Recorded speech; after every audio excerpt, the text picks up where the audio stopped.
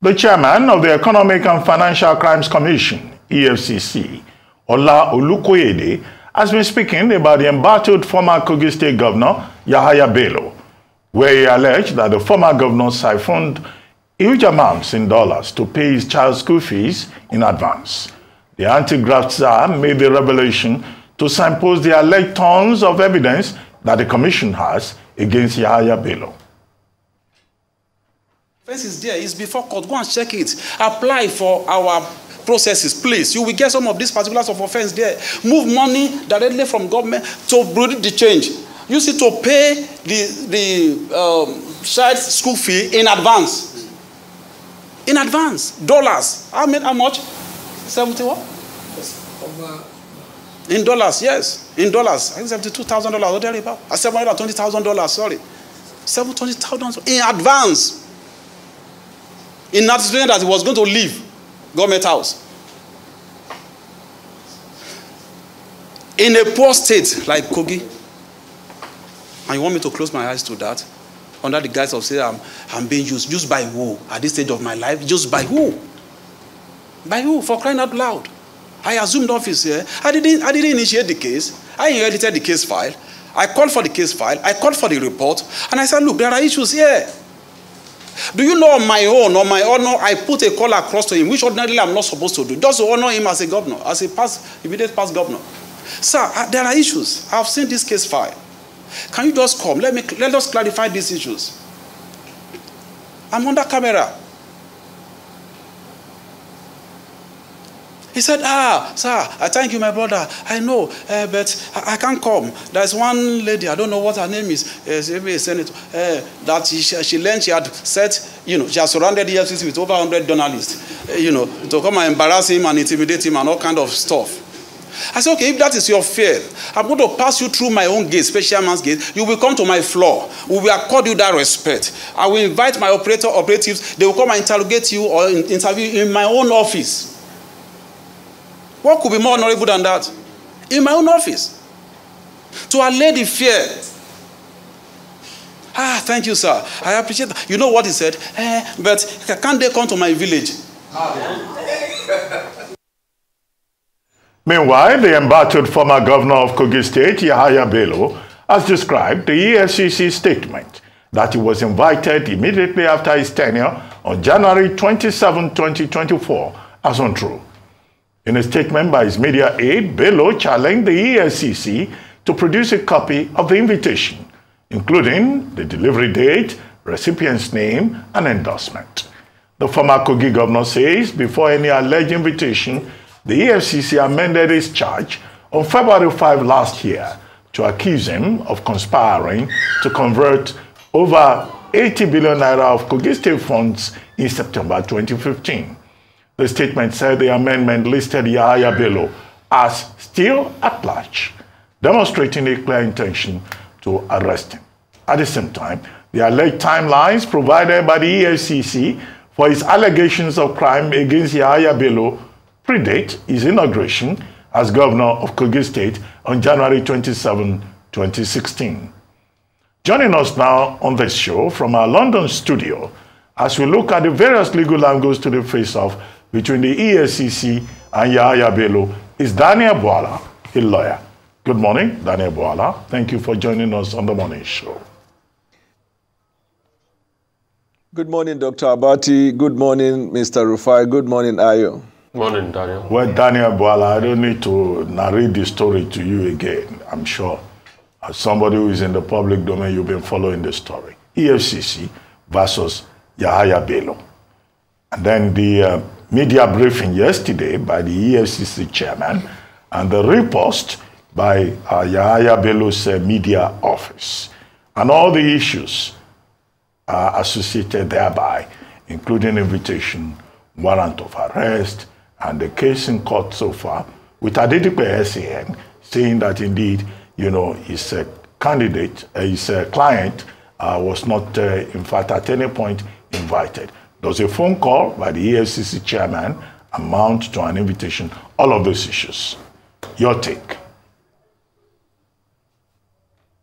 Well, good morning and thank you for having me. Mr. Abati, just when you thought that the drama on the day they went to arrest him was enough embarrassment. You had another one again yesterday. What happened yesterday was like a prosecutor in court doing his opening address in the view of prosecuting the matter. And who is the judge? And yesterday, it was the pressman. That same privilege, Yahaya Bello does not have to also state his own case, so we can call it a complete trial by the media. This is one of the many reasons why people tend to ask the question, is the commission actually intending to prosecute, or the commission is indirectly giving opportunity for the accused to escape? Because this same thing is like it has always been playing in EFCC's approach to prosecution, which has led to so many high-profile cases going out of hand. Like, for example, if you give a forensic analysis of what he said in the press yesterday, a right-thinking member of the society will say this was a planned script to give Yahaya Bello an escape route. Why did I say that? One, the trial in Nigeria is a trial not by jury. Even trial by jury is not a trial by the media. Two, having submitted a charge to court with the evidence that he has been granted order of substitution and he has served Yahaya Bello through his counsel, he has submitted to the jurisdiction of the court. Was there any need to hold a meeting and begin to argue the substance of the charge? Three, some of the things he said yesterday has created more doubt and fed into the allegation of Yahaya Bello that he will not seek justice because it was a persecution. Otherwise, let me tell you one or two things, Mr. Abati. One, in the press yesterday, he said he accorded a special privilege and respect to Yahaya Bello. That same privilege was not given Bobrisky. That same privilege was not given others. That he called him. The procedure in EFCC is, except if they change it, they will write you. That's why there will be that evidence that you were invited, because it falls on the fulcrum of the commencement of a trial, that the accused must have been invited for investigation. He even said yesterday that we don't need to even take his statement in order to charge him. That means you've already done what you needed to do. So why is the insistence to arrest him? And then when you open your mouth before the press to tell them that you said, okay, you come through the back, I'll ensure you come to my office, then the operatives will come to my office, the investigators, and then they will investigate. You are trying to say that as chairman, you can breach protocol and procedure that you set. Does everybody that you invite in that commission get the same privilege? Now, is the very concept of everybody is equal before the law and nobody is above the law applied? Three, he now went ahead to talk about the substance in the charge sheet. So what was he actually trying to achieve? He wants to convict Yahaya Bello before the media, so that if the substance of the charge eventually fails, the media can then build a narrative that the judge was bribed or that nobody wants EFCC to succeed. There is no country of the world where you take that path, you end up succeeding. The energy can only be channeled in one direction. Unfortunately, EFCC chose to do it through the media rather than in court. You have even seen the one of Adoke. When they went to court, after they charged him, they said, we don't have any evidence against him. Now, Adoke can go to court, civil court now, and file an action against them for malicious prosecution. Then the question that begs for answer is, when will EFCC actually commence criminal trial with the sole purpose of getting the defendant convicted? All right. Thank you so much, Mr. Bwala. And from how you opened, then I just had to go and check again the qualifications and experience of Mr. the EFCC chairman Olukoyede, and you cannot say that he's inexperienced. You cannot say that he wouldn't or shouldn't know the things that you're presented. He's been working not just as a lawyer, but also with EFCC since 2016 in different capacities. So he has seen a number of these cases, so he must understand the protocols of what has happened. Now, following yesterday's, press briefing, Mr. Yahaya Bello has also released his own statement. It's curious that a man who's wanted still has a media aide who is issuing statements on his behalf. But what do you make of that statement in terms of you know, the merit of it, the meat of it, and also the fact that he's still, you know, he's still at large. He hasn't yet presented himself to come in. And what strength does he have with regards to, he's saying that he has a Kogi High Court statement to withhold him or withhold them from prosecuting or charging or arresting him. What do you make of that? Ayo, let us talk law strictly here, not emotions, not politics. The prosecution, now, yesterday what he did and everything he said has no consequential effect in the court of law, even if the media go out and conclude that Yahaya Bello has committed those crimes. He knows that in criminal trial, the prosecution has the burden of proof to prove the element of the offenses in the charge. And the standard of proof is beyond reasonable doubt. And what you need to establish that are cogent and compelling evidence. All of these things are to be done in the courtroom. That's case number one. Number two, you talk about experience. That is the very reason why people can conclude that he actually does not want to prosecute Yahaya Bello. Why? Because if you go by experience, what he did yesterday, he has given materials to Yahaya Bello to use against him in the court of law. And we don't even want to bring the politics of it. Yahaya Bello can come out and say, since he has called me personally, then I want to tell the world that he also actually asked me for money. Because that's what Metawali said about Abdurrashid Bawa. He said Abdurrashid Bawa asking for money. It's because of those, you know, privileges granted to the defendant or the suspect. Now, because of what is the standard and the burden of proof in the court of law, look at the facts that have changed in respect of the matter. All of them now appeared in court where the prosecution counsel told the court that he needed the accused in the court to be arraigned. The defendant told the court that, my lord, since you have even given them an order to serve the defendant by substitution and now we have been served, then we are praying that you should invalidate the order to arrest Yahaya Bello, because this service further proves that Yahaya Bello now has the knowledge. All we need is for Yahaya Bello to appear. The prosecution said, no, my lord, because it's a criminal trial, he must be here in person. And the court now adjourned the matter for ruling on these arguments to the sometime in May. The import of what transpired in court based on these facts now is that it is superfluous for EFCC to be looking for Yahaya Bello. EFCC is just to wait and come that day to hear the ruling. If the ruling invalidates the arrest warrant, then fine. If it does not, then the Yahaya Bello on that day in any case will appear before the court and now be arraigned before the court. Now, what it means is that any day after that, yesterday or 2 days ago, any effort by EFCC to attempt to arrest Yahaya Bello now amount to violating the due process of law, where parties have submitted to the jurisdiction of the court. You have to allow the court to run proceedings, and you cannot run the proceedings for the court. And these are matters of law. These are matters that at least new entrants in the legal department of EFCC ought to know. So the question now is, what is EFCC trying to achieve? I give a good example, Ayo. Yahaya Bello has an order that has not been set aside. The order says that he should not be arrested, he should not be prosecuted. EFCC does not believe that that order should be sustained. EFCC challenged that order. That challenge has not been determined by court. Now, attempting to arrest him when that has not been determined, please help me ask students of Nigerian Law School, what is the interpretation of that in the court of law? Two, they also have another order to arrest him. And that order to arrest him has now been brought before a court in which counter-argument was made and court adjourned for ruling. What is the import of that? So you have coalition of judicial voices. And these courts that have given the various orders are courts of coordinate jurisdiction, which each order's decision does not bind the other.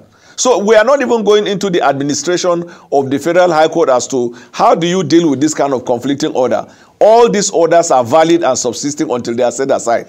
But you see, all of them have been overtaken by event because before this court, it has been adjourned for ruling. Okay.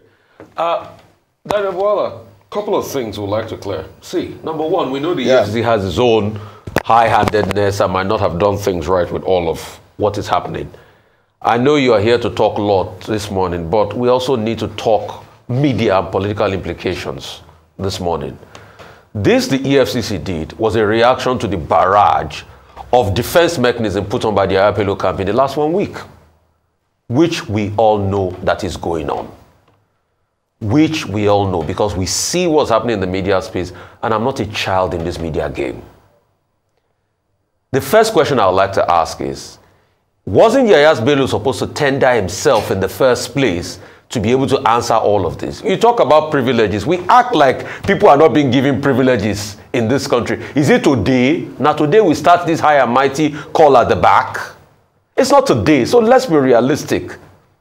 We talk like people are not being given. Wasn't he supposed to tender himself in the first place to the EFCC to be able to answer all of these allegations leveled against him? Even if he has a case, then you go to court. Secondly, let's talk about this judicial head knock at each other. Two courts of competent jurisdiction going head at head with each other. The Federal High Court said something, another state high court said something. When are we going to get out of this?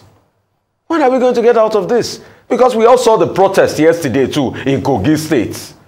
We all saw the civil society organization. I mean, Mr. Bwala, I know this game now. And you know I know this game. Was that not what the reaction is? I'm not saying the reaction of EFCC was correct. I'm not saying it was correct because I haven't talked about contempt of court this morning. What would you have to say about this? Right. You know, Mr. Rufai, you know, this is why people will say EFCC in this case was beaten at its own game. Because Definitely. EFCC is fond of using the media against the people. So now defendants have also learned how to use the media to counter them. This is what is happening. But aside from these things that have nothing to do with strict interpretation of the law, because if you go that route, everybody will keep digging deep into it. But what is the provision of the law regarding the circumstances you talked about? One, the Constitution says anybody who feels his right is violated is about to be violated. That is, you just think that your right is about to be violated. He said the person can approach the court to seek the protection of his fundamental right. Now, that about to be violated is subject to circumstances, factual affidavit evidence, which the court will look at. EFCC provided the material for him to do that. Through this, there are various media hints, media leaking, and media information. Look at Hadi Sirika. Between yesterday, they say they arrest him, to today, maybe 75% of everything about Hadika has been known. Do you think Hadika will sleep in his bed because he's donating himself to EFCC? He will want to go and enforce his right. You don't see that in America or in Metropolitan Police in London. In fact, you will not know when investigation would have been concluded, court has been approached, order has been gotten against you. Before you think of going to court, it is too late. But when you keep leaking to the media, this is what because you want the media to know you are doing great, you have created the facts of his right that is about to be violated. And I have not yet seen a defendant who will see opportunity like that and will not take advantage of it. That is shot themselves in the foot in this case. They have always been doing that, Mr. Abati, Mr. Rufai. That's why the question that begs for answer is, do they really want to prosecute the person? Because they do that only to high-profile cases. And in 90% of these cases, the case will now go to the oblivion. We have seen Fayoshe's matter. We have seen Benga Daniel's matter. We have seen Aduke's matter. We have seen all of the matters in which there was a drama skit before the actual trial. The defendants are free in the society. But those ones like the Yahoo boys and the people mutilating the Naira, before you know, they have already concluded everything on them. Then you see conviction without even a trial because they have put so much of fear to the people that the people say they have admitted to the guilt. The question continues to be asked by the Nigerian people. Are you actually intending to prosecute in the media or intending to prosecute in the court? Because if you look at Adoke's case, when they had to come back after almost 5 years to say we don't have any evidence to prosecute him. So what were you doing in the 5 years? Do you know how the man was arrested? It was a Gestapo operation outside of shores of Nigeria. To tell you the seriousness, as if they were going for Abubakar Shakau. How could you have gone this far and then come to court after 5 years and say we don't have any evidence to? So people think that there is more of this media than the actual trial. Because one, you talked about conflicting courts of coordinated jurisdiction given order. for more than 8 years, close to 10 years, I was one of the fewest persons that started this cry, that there should be a docket, there should be an administration of case management in Federal High Court and all courts in Nigeria, where if I come before you, Rufai, to raise any matter, and there is a substitute order in respect of the matter, system will prompt the judge, will prompt you, and you will say, Mr. Bwala, there is a this, and this before a court. But that is done. And the judge, if no facts exist before him, that there was an order elsewhere, he will continue to act as if he has not seen it. Because even if the court sees while driving to court, somebody drives and hits somebody with a car and the person dies, if you don't bring the matter before him, he is precluded by law from bringing his observation into the matter, because doing so will mean he has descended into the arena. Still, the question must be asked, does EFCC want to prosecute, or the EFCC is playing with the sensibility of Nigeria? Well, if you want to prosecute, let me tell you, Mr. Rufai, you will not be dragged by the drama, you will be focused on the substance of your matter. Well, I mean, the drama is unfolding. I guess we've not seen the end of it. Now, yesterday, the court gave an order for substituted service through Yahaya Bello's counsel, that's Adeola Adedipe, SAN, right? And Adeola Adedipe, SAN, was saying categorically before the court that there was no order for arrest or, any invitation before the assault, the invasion of Yahaya Bello's house and the declaration of a warrant of arrest. And he wanted that warrant of arrest vacated before his client could appear before the court. What do you think we're likely to see next in this drama? To go to the, the arena of a court, which is the proper place for the matter to be heard, not in the media. What do you think we're likely to see next? Right. So Mr. Abati, based on what transpired in court, there are two facts to be gleaned without delving to the strength or otherwise of the matter, because that part is sub judice. Now, the two facts to be gleaned is that there is an order for arrest that has now been contested before a judge, for which it has been adjourned for ruling. EFCC is not supposed, after today, to be chasing Yahaya Bello anywhere. Even if he's walking in front of their head office, they are not supposed to arrest him, because now it has been contested before a court, and court has adjourned for ruling. Two, there is an application by Yahaya Bello that order of arrest should be stepped down because it has been overtaken by event since I have now been served. And on the next adjourned date, it is only when I don't show up that the court can be requested to issue a bench warrant. But now, having served me, the law requires for me to study the charges ahead of my arraignment. And so arresting me will amount to breaching on my right to prepare and come and take my plea.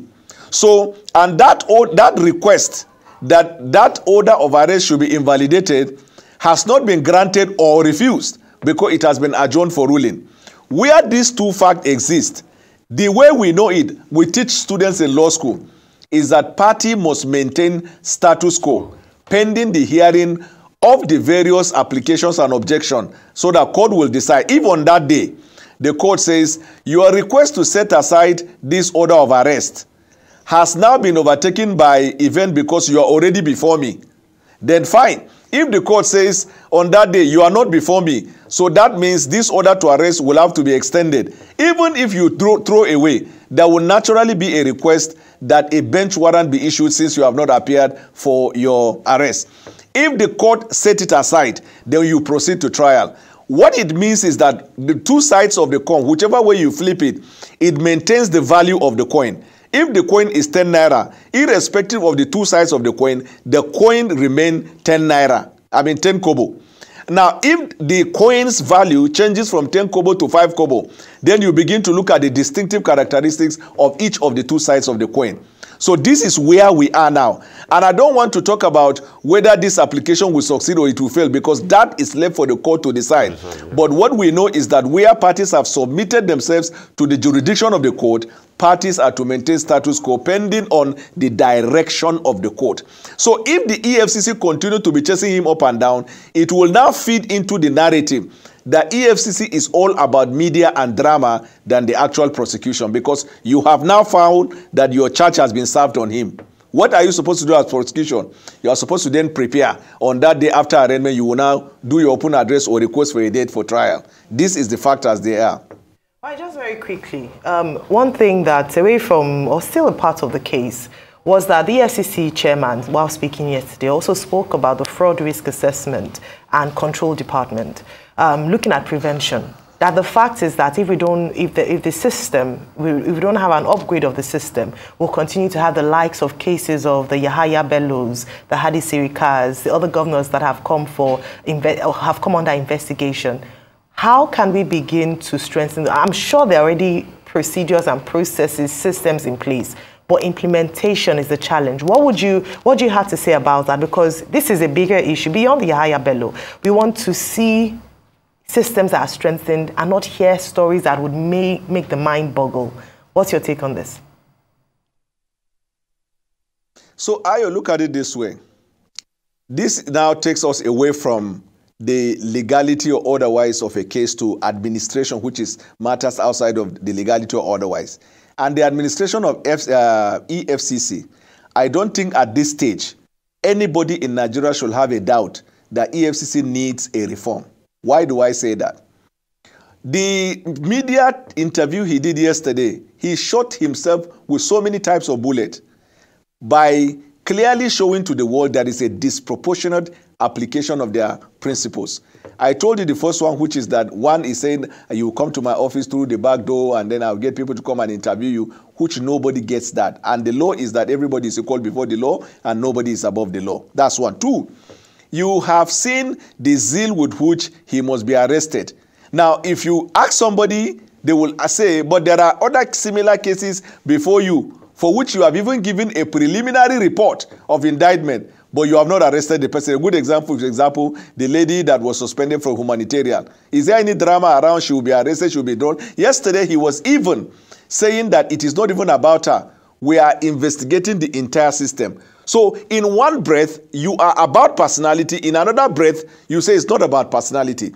You can take that administration even to the issue of the abuse of Naira. You did not issue a clearly defined statement that the man in the street and the man in the bush will understand. That from today, as EFCC, we are issuing warning. Any Nigerian that is seen abusing the Naira will be prosecuted. So that if you do that, you can then hold people accountable. But you went and retroactively arrested others. Now people are asking, since that last two people that you started proceedings against them, why are you not touching others? And videos are emerging left, right, and center. So there is need for a reform in EFCC. There is no doubt about that. Okay, on that note, we would like to thank you very much, Daniel Bwala, for joining us on The Morning Show.